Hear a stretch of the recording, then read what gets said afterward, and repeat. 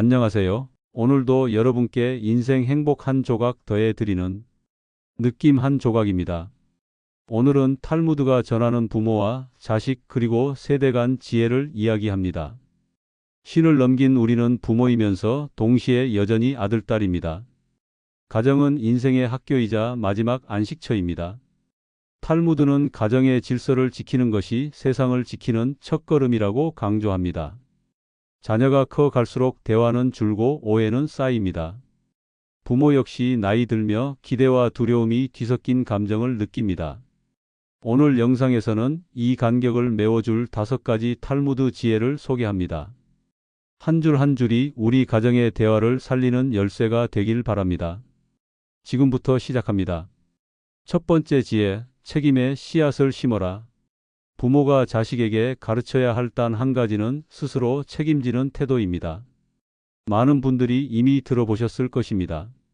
물고기를 잡아주지 말고 물고기 잡는 법을 가르쳐라라는 말을요. 하지만 탈무드는 한 걸음 더 나아갑니다. 물고기를 잡아주는 대신 방법조차 가르치지 말고 아이가 직접 찾아보게 하라고 말합니다. 이 말이 처음에는 냉정하게 들릴 수 있습니다. 그래도 부모라면 길은 알려줘야 하는 것 아닌가? 라고 생각하실 수도 있죠. 하지만 여기에는 더 깊은 의미가 숨어 있습니다. 사랑한다는 이유로 길을 깔아주면 아이는 넘어질 기회를 잃습니다. 넘어지지 않은 사람은 일어서는 법을 배우지 못합니다. 많은 가정 상담 중 이런 이야기를 듣습니다. 우리 아이가 조금만 어려워도 포기해버려요. 시작도 하기 전에 불가능하다고 말해요. 이런 아이들의 공통점은 무엇일까요? 바로 실패의 경험이 부족하다는 것입니다. 부모가 미리미리 장애물을 치워주고 어려움이 생기면 대신 해결해 주었기 때문입니다. 작은 실패는 큰 시련을 이기는 면역력을 만듭니다. 마치 예방접종과 같습니다. 약한 바이러스를 몸에 넣어 면역력을 기르듯이 작은 실패와 좌절을 경험해야 큰 어려움 앞에서도 꺾이지 않는 힘이 생깁니다. 그러므로 부모는 보호자가 아니라 코치가 되어야 합니다. 보호자는 아이를 위험으로부터 지켜주는 사람입니다. 하지만 코치는 다릅니다. 코치는 선수가 스스로 경기에서 승리할 수 있도록 옆에서 조언하고 격려하는 사람입니다. 때로는 힘든 훈련을 시키기도 하고 실수를 지적하기도 합니다. 하지만 경기장에 나가서 뛰는 것은 선수 본인이어야 합니다. 문제를 대신 해결하기보다 방향을 묻고 생각을 들어주십시오. 아이가 숙제를 못하겠다고 할 때 즉시 도와주기보다는 이렇게 물어보세요. 어떤 부분이 어려운 것 같니? 지금까지 어떤 방법을 시도해 봤니? 다른 방법으로는 어떤 게 있을까? 자녀가 선택한 길이 빗나가 보여도 경험이라는 교과서가 따라붙습니다. 부모의 눈에는 명백히 잘못된 선택으로 보일 수 있습니다. 하지만 그 경험을 통해 아이는 무엇이 옳고 그른지를 체득하게 됩니다. 남이 알려준 지식은 머리에 머무르지만 직접 경험한 깨달음은 가슴에 새겨집니다. 아이는 시행착오 속에서 책임의 무게를 체득합니다. 그 무게가 곧 자립의 뼈대를 세웁니다. 여기서 중요한 것은 무게라는 표현입니다. 책임은 무겁습니다. 때로는 부담스럽고 힘들 수 있습니다. 하지만 그 무게를 견뎌본 사람만이 진정한 자유를 누릴 수 있습니다. 탈무드에는 스스로 번 돈으로 빵을 먹은 아이가 임금보다 당당하다는 이야기가 있습니다. 이 이야기는 단순히 경제적 독립을 말하는 것이 아닙니다. 자신의 노력으로 얻은 결과에 대한 자부심을 이야기하는 것입니다. 부모가 사준 비싼 옷보다 스스로 용돈을 모아 산 작은 물건에 더 애착을 갖는 것과 같은 이치입니다. 아이는 자신의 힘으로 만든 결과를 맛보며 자존감을 배우기 때문입니다. 반면 준비된 식탁만 경험한 아이는 세상 앞에서 자주 허기를 느낍니다. 이것은 물질적 허기가 아닙니다. 정신적, 감정적 허기입니다. 스스로 무언가를 성취해 본 경험이 없기 때문에 내적 만족감을 느끼지 못하는 것입니다. 부모가 겉옷을 벗어줄 때마다 자녀는 계절을 체험할 기회를 잃습니다. 따뜻함 뒤에는 추위에 대한 무감각이 숨어 있습니다. 이것은 아름다운 비유입니다. 추위도, 더위도, 바람도, 비도 모두 삶의 일부입니다. 이런 것들을 직접 경험해야 계절의 변화를 알고 그에 맞게 스스로를 준비할 수 있습니다. 그러니 사랑의 온도를 조금 낮추고 스스로 온기를 찾게 도와주십시오. 이 말이 사랑을 줄이라는 뜻은 아닙니다. 사랑하는 방식을 바꾸라는 뜻입니다. 과잉 보호라는 이름의 사랑보다는 성장을 돕는 사랑을 베풀라는 것입니다. 이 과정에서 부모가 해야 할 일은 무조건적인 칭찬이 아니라 사실에 근거한 격려입니다. 요즘 많은 부모들이 아이의 자존감을 위해 무조건 칭찬하는 것이 좋다고 생각합니다. 하지만 근거 없는 칭찬은 오히려 아이를 혼란스럽게 만들 수 있습니다. 아이들은 생각보다 냉철합니다. 자신이 잘했는지 못했는지를 알고 있습니다. 도전한 용기를 기뻐해주고 결과가 어떠하든 배운 점을 물어보십시오. 결과는 아쉽지만 끝까지 포기하지 않은 내 모습이 정말 멋있었어. 이번 경험을 통해 어떤 걸 배웠니? 다음에는 어떻게 하면 더 좋을 것 같니? 이런 대화가 진정한 격려입니다. 이 대화가 아이의 책임감에 숨을 불어넣습니다. 대화를 통해 아이는 자신의 행동과 선택을 돌아보게 됩니다. 그리고 그 과정에서 책임감이 자연스럽게 자라납니다. 이제 두 번째 지혜로 넘어가 보겠습니다. 두 번째 지혜, 부모는 거울이다. 부모는 자녀의 주인이 아니라 거울입니다. 많은 부모들이 착각하는 것이 있습니다. 자녀가 자신의 소유물이라고 생각하는 것입니다. 내가 낳고 기른 아이인데 라고 시작하는 말들을 자주 듣게 됩니다. 하지만 탈무드는 부모를 거울에 비유합니다. 거울은 무엇을 하나요? 있는 그대로를 비춰줍니다. 좋은 거울일수록 왜곡 없이 정확하게 보여줍니다.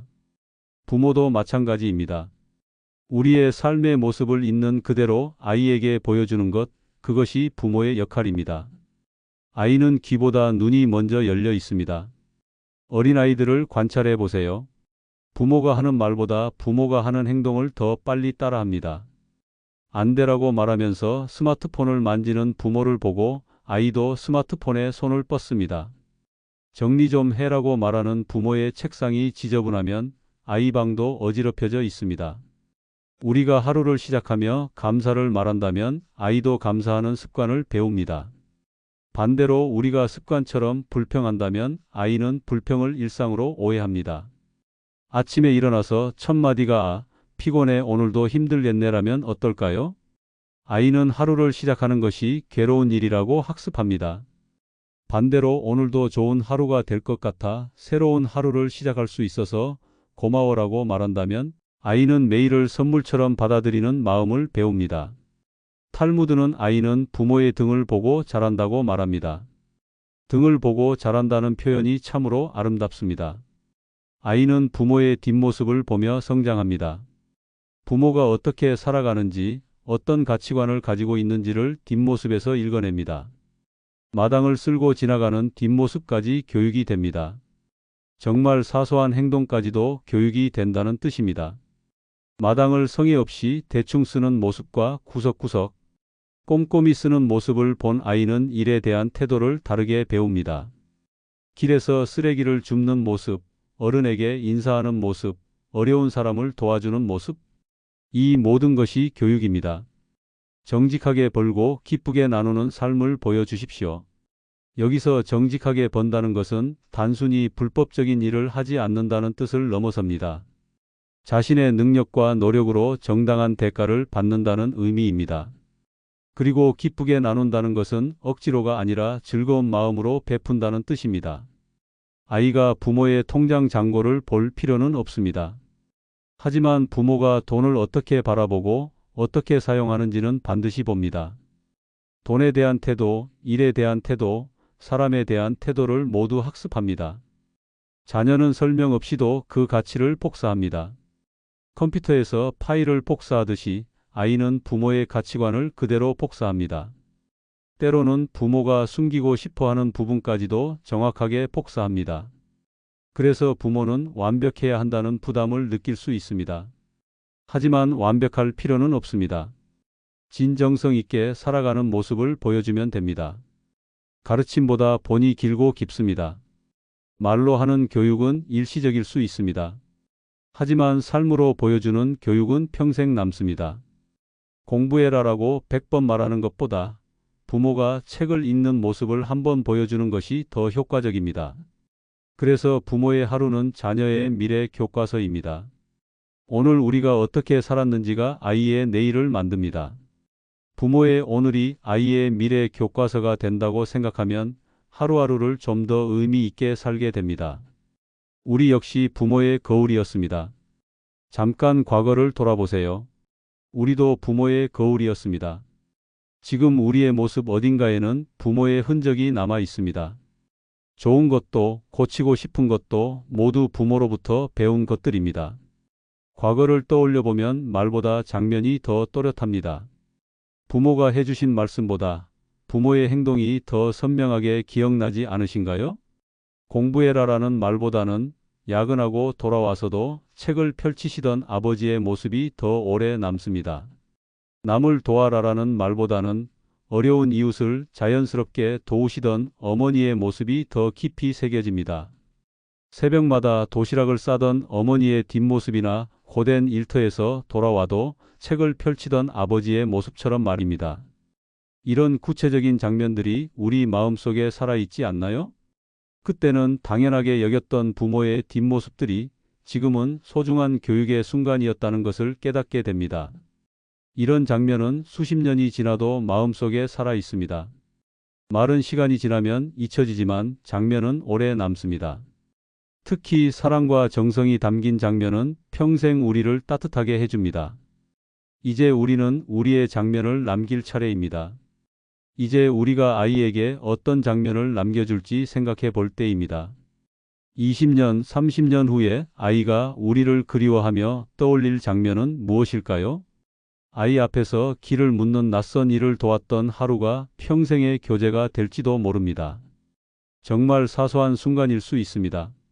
길을 잃고 헤매는 할머니께 길을 알려드리는 모습, 무거운 짐을 든 임산부에게 자리를 양보하는 모습, 실수한 점원에게 화를 내지 않고 이해해주는 모습.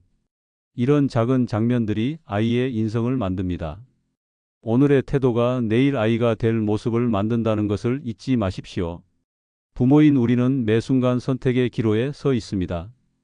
짜증을 낼 것인가, 참을 것인가, 포기할 것인가, 끝까지 해볼 것인가, 혼자만 생각할 것인가, 다른 사람도 배려할 것인가. 이런 선택들이 모여서 아이의 미래를 만듭니다. 이제 세 번째 지혜를 살펴보겠습니다. 세 번째 지혜, 경청이라는 선물. 자식이 부모를 대하는 최고의 효도는 경청입니다. 효도라고 하면 보통 무엇을 떠올리시나요? 용돈을 드리는 것, 맛있는 것을 사드리는 것, 여행을 보내드리는 것. 물론 이런 것들도 좋은 효도입니다. 하지만 탈무드는 가장 좋은 효도를 경청이라고 말합니다.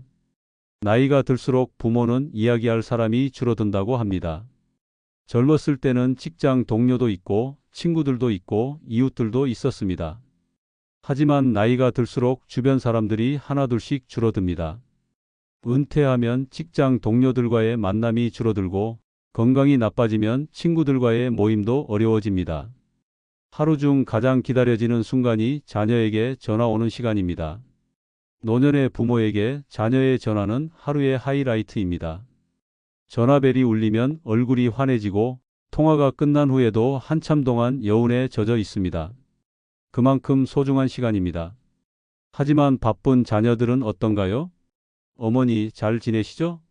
저 바빠서 나중에 다시 전화 드릴까? 이런 짧은 통화로 끝나는 경우가 많습니다. 멀리 있어도 진심으로 들어주는 귀는 곁에 있는 것과 같습니다. 물리적 거리는 중요하지 않습니다. 멀리 떨어져 있어도 진심으로 들어주면 마음의 거리는 가까워집니다. 반대로 바로 옆에 있어도 딴 생각을 하며 듣는다면 마음의 거리는 멀어집니다. 탈무드는 부모의 말을 듣는 시간을 온전한 선물이라고 정의합니다. 온전한 선물이라는 표현이 아름답습니다. 선물은 받는 사람뿐만 아니라 주는 사람도 기쁘게 합니다. 경청도 마찬가지입니다. 듣는 자녀도 말하는 부모도 모두 행복해집니다. 존중은 돈이 아니라 시간을 통해 전해집니다. 비싼 선물보다 시간을 내어 함께 있는 것이 더 큰 존중입니다.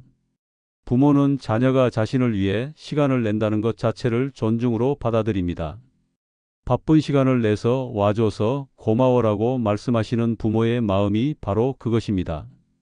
고개를 끄덕이며 이야기를 들을 때 부모는 존재 가치를 느낍니다. 나이가 들면서 부모들은 때때로 무력감을 느낍니다. 더 이상 누군가에게 도움이 되지 못한다는 생각, 자신의 경험과 지혜가 쓸모없어졌다는 생각을 하게 됩니다. 하지만 자녀가 진심으로 들어줄 때 자신이 여전히 소중한 존재라는 것을 느낍니다. 대화가 끊기면 마음도 끊깁니다. 대화는 마음과 마음을 잇는 다리입니다. 이 다리가 끊어지면 마음의 거리도 멀어집니다. 요즘 우리 아이가 말이 없어졌어라고 하는 부모들의 속상함이 바로 이것입니다. 서운함이 쌓이기 전에 자주 안부를 묻고 기억을 함께 꺼내 보십시오. 작은 서운함들이 쌓이면 큰 갈등이 됩니다. 그러기 전에 미리미리 소통하는 것이 중요합니다. 그때 우리가 함께 갔던 여행 기억나세요? 어렸을 때 제가 그랬다고요? 이런 대화를 통해 좋은 기억을 함께 나누는 것입니다. 그 순간 부모는 다시 삶의 주인공이 됩니다. 나이가 들면서 부모는 점점 조연이 되어갑니다. 자녀들이 주인공이 되고 자신은 뒷전으로 밀려나는 느낌을 받습니다. 하지만 자녀가 진심으로 관심을 갖고 들어줄 때 부모는 다시 주인공이 됩니다. 자신의 이야기가 소중하다는 것을 느끼게 됩니다. 들어주는 일은 말보다 어렵습니다. 말하기는 쉽습니다. 자신의 생각과 감정을 표현하면 되니까요. 하지만 들어주기는 어렵습니다. 자신의 마음을 비우고 상대방의 마음을 받아들여야 하니까요. 귀를 열려면 마음이 먼저 비워져야 합니다. 진정한 경청을 위해서는 자신의 생각, 판단, 조언을 일단 내려놓아야 합니다. 그건 잘못된 생각이야 라고 판단하거나 내가 조언해 줄게라고 나서기 전에 일단 상대방의 마음을 온전히 받아들여야 합니다. 부모와 자녀 모두 각자의 이야기를 품고 살지만 먼저 꺼낼 기회를 놓칠 때가 많습니다. 부모는 부모대로 하고 싶은 이야기가 있고 자녀는 자녀대로 들어주고 싶은 마음이 있습니다. 하지만 서로 바빠서 또는 어색해서 그 기회를 놓치는 경우가 많습니다. 탈무드는 침묵은 지혜의 울타리라고 말합니다. 그러나 그 침묵 안에는 상대를 향한 빈자리가 있어야 합니다. 침묵에는 두 가지가 있습니다. 무관심한 침묵과 관심 있는 침묵입니다. 무관심한 침묵은 상대방을 소외시키지만 관심 있는 침묵은 상대방을 받아들일 준비를 하는 것입니다. 우리가 말을 쉬고 눈을 바라보고 고개를 끄덕일 때 그 빈자리가 채워집니다. 진정한 경청은 귀로만 하는 것이 아닙니다. 눈으로, 몸짓으로, 표정으로 하는 것입니다. 스마트폰을 내려놓고 상대방의 눈을 바라보고 고개를 끄덕이며 들어주는 것입니다. 결국 경청은 부모 자식 모두에게 치유입니다. 경청을 통해 부모는 존중받는다는 느낌을 받고 자녀는 부모와의 관계가 깊어지는 것을 경험합니다. 서로에게 치유가 되는 시간입니다. 이제 네 번째 지혜를 살펴보겠습니다. 네 번째 지혜, 질서 있는 사랑. 가정의 질서는 신뢰로 서고 존중으로 유지됩니다. 많은 현대 가정이 혼란을 겪는 이유 중 하나가 질서의 부재입니다. 우리 집은 민주적이야 라고 말하며 모든 것을 자녀와 동등하게 결정하려고 합니다. 하지만 탈무드는 다른 관점을 제시합니다. 관계에 위계가 없으면 책임도 사라지고 사랑만 남아 갈등이 됩니다. 위계라는 말이 권위주의적으로 들릴 수 있습니다. 하지만 여기서 말하는 위계는 억압이 아니라 역할 분담입니다. 부모는 부모의 역할과 책임이 있고 자녀는 자녀의 역할과 책임이 있다는 뜻입니다. 만약 가정에 아무런 질서가 없다면 어떻게 될까요?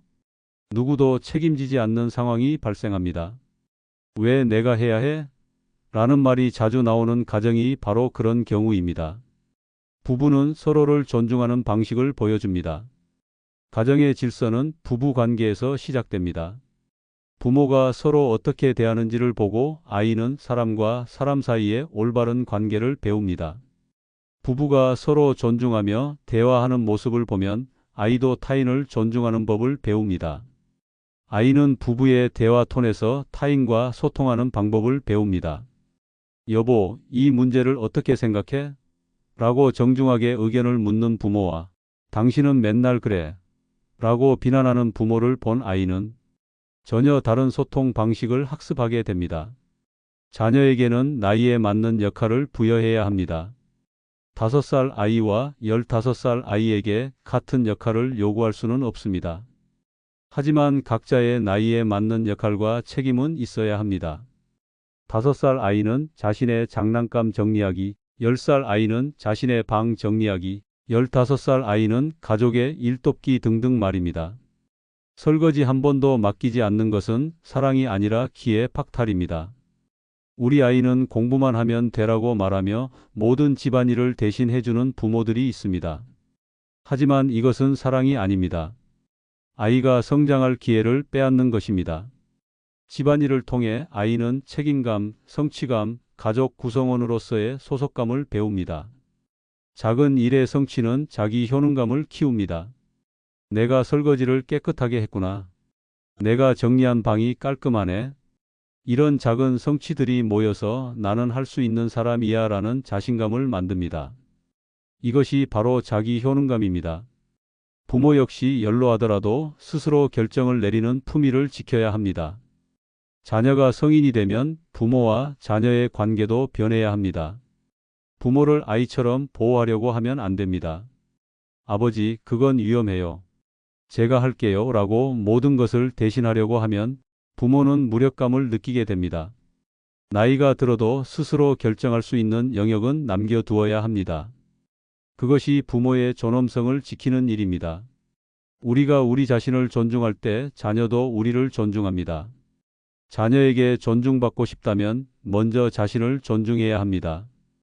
자신을 낮추고 자신을 희생하기만 하면서 존중받기를 바라는 것은 모순입니다. 자신의 가치를 인정하고 자신의 의견을 당당하게 표현할 때 자녀도 그것을 존중합니다.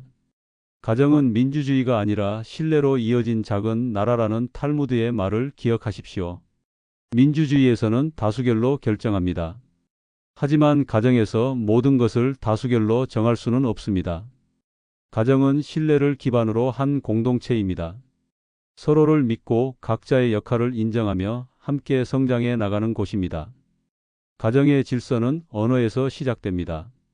가정의 질서를 세우는 첫 걸음은 언어입니다. 서로에게 어떤 말을 사용하는지가 가정의 분위기를 결정합니다. 존중은 높임말만으로 완성되지 않습니다. 단순히 존댓말을 쓴다고 해서 존중하는 것은 아닙니다. 아버지, 빨리 드세요 라고 존댓말을 써도 재촉하는 말투라면 존중이 아닙니다. 고운 말은 관계의 벽을 낮추지만 진심이 따라오지 않으면 공기가 냉랭해집니다. 말만 고우면 되는 것이 아닙니다. 진심이 담긴 고운 말이어야 합니다. 형식적인 예의보다는 진정성 있는 배려가 중요합니다. 따라서 우리는 말투뿐 아니라 표정과 자세까지 존중으로 맞춰야 합니다. 존중은 전인격적인 것입니다. 말만으로는 부족합니다. 표정, 자세, 몸짓까지 모두 존중의 메시지를 전달해야 합니다. 식탁에 모두가 모였을 때 스마트폰을 내려놓는 작은 행동이 존중의 시작입니다. 정말 작은 행동이지만 큰 의미가 있습니다. 식사 시간에 스마트폰을 보는 것은 너보다 이 화면이 더 중요해라는 메시지를 전달합니다.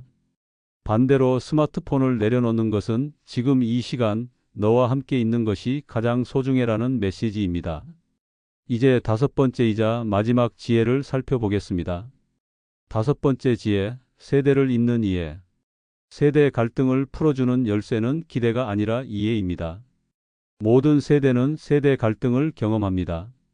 부모 세대가 이해할 수 없는 젊은 세대의 문화, 젊은 세대가 답답해하는 기성세대의 고정관념. 이런 갈등은 언제나 존재했습니다. 우리는 자주 우리 시대의 잣대로 아이의 시대를 재단합니다. 우리 때는 말이야로 시작하는 말들이 있습니다. 우리 때는 이런 게 없었는데, 우리 때는 더 힘들었는데, 이런 말들은 자녀와의 거리를 멀어지게 만듭니다. 하지만 시간이 다르면 길도 다릅니다. 우리가 살아온 시대와 아이들이 살아갈 시대는 다릅니다. 우리에게 맞았던 방법이 아이들에게도 맞을 거라고 생각하면 안 됩니다. 시대가 바뀌면 성공의 기준도 행복의 기준도 바뀝니다. 자녀가 선택한 직업과 취향이 낯설어도 그 안에 담긴 이유를 먼저 물어보십시오. 유튜버가 뭐가 좋다는 거야? 라고 비판하기 전에 유튜버라는 직업에 대해 자세히 설명해 줄래? 라고 물어보세요. 왜 그런 음악을 들어? 라고 핀잔하기 전에 그 음악의 어떤 점이 좋은 거야? 라고 관심을 보여주세요. 탈무드는 타인의 신발을 신고 걸어보기 전까지 판단하지 말라고 가르칩니다. 상대방의 입장이 되어보지 않고는 진정한 이해가 불가능합니다. 아이의 신발을 신고 걸어봐야 아이의 마음을 알 수 있습니다. 자녀의 신발은 우리에게 한 번도 맞춰 본 적 없는 새로운 사이즈입니다. 우리 세대의 경험으로는 이해하기 어려운 것들이 많습니다. 온라인 게임, SNS, 크리에이터 경제, 비대면 소통. 이런 것들은 우리에게는 낯선 세계입니다. 하지만 아이들에게는 당연한 일상입니다. 이해는 질문에서 시작합니다. 이해하려면 먼저 알아야 합니다. 알려면 물어봐야 합니다. 비판하고 판단하기 전에 질문하고 들어보는 것이 첫걸음입니다. 질문은 답을 열고 마음을 엽니다. 좋은 질문은 상대방으로 하여금 자신의 생각을 정리하게 만듭니다. 그리고 그 과정에서 서로의 마음이 열립니다. 너는 왜 그렇게 생각해? 라는 질문과 너는 어떻게 그런 생각을 하게 됐어? 라는 질문의 뉘앙스는 다릅니다. 서로 다른 속도로 달려도 같은 방향을 볼 수 있습니다. 완전히 같을 필요는 없습니다. 속도가 달라도 방법이 달라도 같은 방향을 본다면 함께 갈 수 있습니다. 부모와 자녀가 추구하는 가치가 같다면 방법의 차이는 극복할 수 있습니다. 기대는 비교를 낳고 이해는 공감을 낳습니다. 다른 집 아이는으로 시작하는 말들이 있습니다. 이런 말들은 비교를 통한 기대의 표현입니다. 하지만 이해는 다릅니다. 우리 아이는 이런 특성이 있구나라고 받아들이는 것이 이해입니다. 우리는 자녀가 우리보다 편한 시대를 산다고 생각합니다. 자녀는 우리보다 불안한 시대를 산다고 느낍니다. 이것이 세대 갈등의 핵심입니다. 물질적으로는 더 풍요롭지만 정신적으로는 더 불안한 시대를 살고 있는 젊은 세대. 이들의 불안감을 이해하지 못하고 요즘 아이들은 배부른 소리 한다고 말하면 갈등이 깊어집니다. 이 괴리는 서로의 이야기를 들여다보기 전까지 좁혀지지 않습니다. 각자의 입장에서만 생각하면 이해할 수 없습니다. 서로의 이야기를 진심으로 들어보고 서로의 처지를 이해하려고 노력해야 합니다. 그래서 질문이 필요합니다. 다시 질문으로 돌아옵니다. 이해하려면 질문해야 합니다. 판단하지 말고 비교하지 말고 그저 궁금해하며 물어보는 것입니다. 무슨 생각으로 그 길을 택했는지, 무엇을 두려워하는지, 어떤 꿈을 꾸는지 묻고 들어보십시오. 구체적인 질문들입니다. 왜 그 일을 하고 싶어 해? 뭐가 제일 걱정돼? 10년 후에는 어떤 모습이고 싶어? 이런 질문들을 통해 자녀의 내면을 이해할 수 있습니다. 그때 우리는 서로의 세계의 문을 열게 됩니다. 질문과 대화를 통해 서로의 세계를 이해하게 됩니다. 부모는 자녀의 세계를, 자녀는 부모의 세계를 새롭게 발견하게 됩니다. 지혜의 정리와 실천. 지혜를 정리하며 한 가지를 덧붙입니다. 이제 이 지혜들을 어떻게 실생활에 적용할지 생각해 봐야 합니다. 탈무드는 사람은 끊임없이 배우는 존재라고 말합니다. 학습은 평생의 과제입니다. 나이가 들었다고 해서 배움을 멈춰서는 안 됩니다. 특히 부모는 더욱 그렇습니다. 변화하는 세상에서 자녀를 이해하고 소통하려면 계속 배워야 합니다. 부모도 자식도 배움 앞에서는 같은 자리입니다. 부모라고 해서 모든 것을 알 필요는 없습니다. 자녀 앞에서 나도 잘 모르겠다고 말할 수 있어야 합니다. 함께 배우고 함께 성장하는 것이 진정한 가족의 모습입니다. 존중은 바로 그 자리에서 시작됩니다. 서로를 가르치는 관계가 아니라 함께 배우는 관계에서 진정한 존중이 생깁니다. 부모가 아이에게서 배울 것이 있고 아이가 부모에게서 배울 것이 있습니다. 부모가 먼저 배우는 자세를 보일 때 자녀는 배움을 부끄러워하지 않습니다. 몰라서 창피해라고 생각하는 아이와 몰라서 궁금해라고 생각하는 아이는 전혀 다른 인생을 살게 됩니다. 부모가 먼저 나도 배우고 있어라는 모습을 보여주면 아이도 배움을 자연스럽고 즐거운 것으로 받아들입니다. 이것이 평생 성장하는 가정의 모습입니다. 가정은 완성된 곳이 아니라 성장하는 곳입니다. 모든 구성원이 함께 배우고 함께 성장하는 곳입니다. 그런 가정에서 자란 아이는 평생 성장하는 사람이 됩니다. 실천을 위한 3가지 습관. 이론만으로는 부족합니다. 실제로 실천할 수 있는 구체적인 방법을 제시해 드리겠습니다. 첫 번째 습관입니다. 매일 식탁에서 서로의 하루를 3분 이상 이야기하고 3분 이상 들어주십시오. 3분이라는 시간은 짧아 보이지만 집중해서 들어주는 3분은 깁니다. 스마트폰을 내려놓고 서로의 눈을 바라보며 진심으로 들어주는 3분입니다. 오늘 뭐 했어? 라는 질문이 아니라 오늘 가장 기억에 남는 일이 뭐야? 오늘 어떤 기분이었어? 이런 구체적인 질문들로 시작해 보세요. 이야기를 나누는 시간은 짧아도 관계의 온도는 하루 종일 따뜻합니다. 아침에 나눈 따뜻한 대화는 하루 종일 마음을 따뜻하게 해줍니다. 저녁에 나눈 깊은 대화는 편안한 잠자리를 만들어줍니다. 두 번째 습관입니다. 한 주에 한 번 가정의 작은 결정을 자녀에게 맡겨 보십시오. 거창한 것이 아닙니다. 정말 작은 것부터 시작하세요.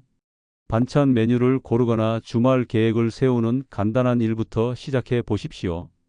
이번 주말에 뭐 할까? 오늘 저녁 반찬으로 뭐가 먹고 싶어? 가족 영화의 밤에 어떤 영화를 볼까? 이런 작은 결정들을 자녀에게 맡겨보세요. 선택과 책임의 고리가 자연스럽게 연결됩니다.